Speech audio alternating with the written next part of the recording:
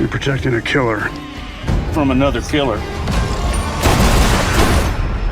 Can you teach me how to shoot? How did you pitch this movie to him, like to get him involved in the movie?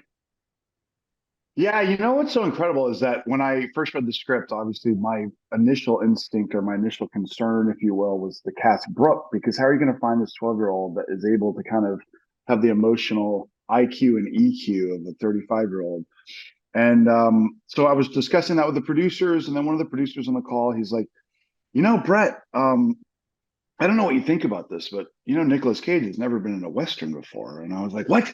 What do you mean? He's in 130 movies. He's never been in a Western. Are you kidding me? So ultimately what happened was I was obviously a huge fan of him myself.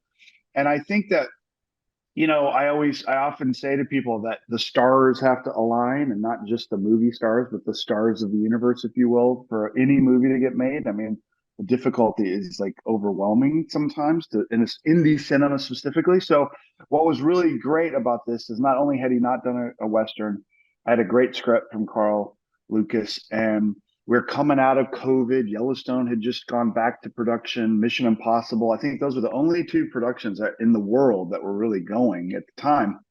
And so the confluence of events were just kind of perfect, because ultimately the dominoes were set up, and we submitted, of course, the offer to the agents and the manager for Nick, and he responded with the material, and it worked out. So, woohoo! You boys woke up the devil.